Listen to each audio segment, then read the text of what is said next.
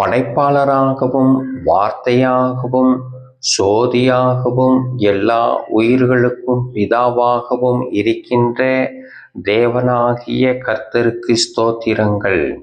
அன்பானவர்களே, பிரிவினைகளை ஏற்படுத்தும் மனம் என்ற தலைப்பில் பார்க்க போகிறோம். அன்பான ஊழியர்களே, விசுவாசிகளே, ஜனங்களே, உங்கள் இருதயத்திற்குள் இருக்கின்ற மனதினுடைய சொல்லை நீங்கள் கேட்டு அதற்கு கீழ்ப்படிந்து செயல்பட்டுத்தான் பல மதங்களையும் பல ஜாதிகளையும் பல மொழிகளையும் பல சபைகளையும் பிரித்து வைத்து இருக்கின்றீர்கள்.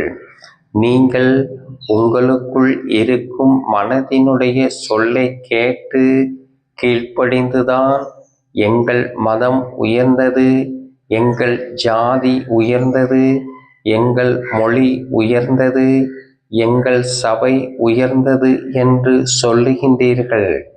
இப்படி நீங்கள் சொல்வதினால் உங்களுக்குள் பலவிதமான சண்டைகளும் பலவிதமான கலகங்களும் பலவிதமான யுத்தங்களும் ஏற்பட்டு அநேகர்கள் அழிந்து கொண்டு இருக்கின்றீர்கள் என்று மத்தேயு 24:7 இயேசு கிறிஸ்து சொல்லுகிறார்.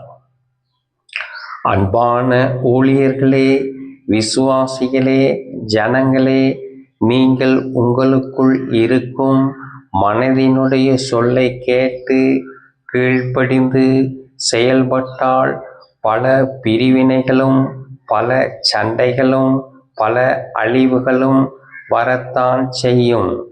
இந்த மனதை எப்படி செயலிழக்கச் செய்வது என்று பார்ப்போம்.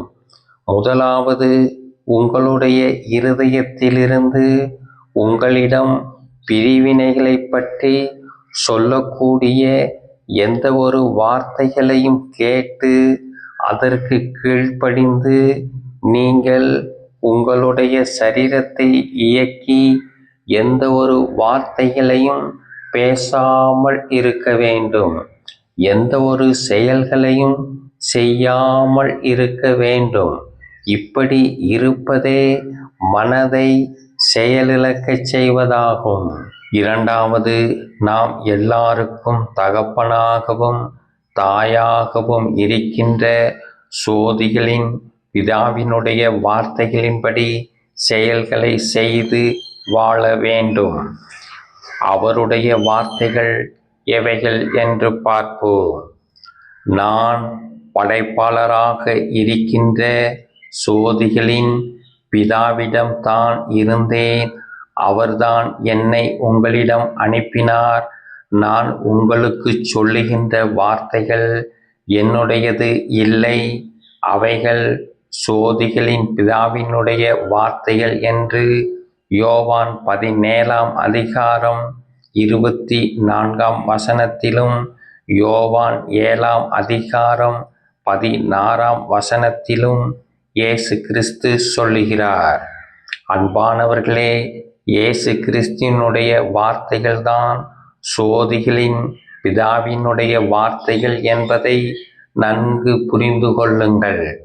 என்னுடைய பிள்ளைகளாய் இருக்கின்ற நீங்கள் எல்லாரும் ஒருவருக்கொருவர் அன்புள்ளவர்களாகவும் ஒற்றுமையுள்ளவர்களாகவும் வாழுங்கள் என்று மத்தேயு 19:19 சோதிகளின் பிதா சொல்லுகிறார். அன்பான சகோதரர்களே, சகோதரிகளே, நம் தகப்பனுடைய வார்த்தைகளுக்கு நாம் எல்லாரும் கீழ்ப்படிந்து ஒருவருக்கொருவர் அன்புள்ளவர்களாகவும் ஒற்றுமையுள்ளவர்களாகவும் வாழ்ந்தால் நமக்குள் இருக்கும் மனம் எந்த ஒரு பிரிவினைகளையும் ஏற்படுத்த முடியாது. எந்த ஒரு சதி நாச மோச வேலைகளிலும் நம்மை செயல்படுத்த முடியாது என்பதை நன்கு புரிந்து கொள்ளுங்கள். ஆமென்.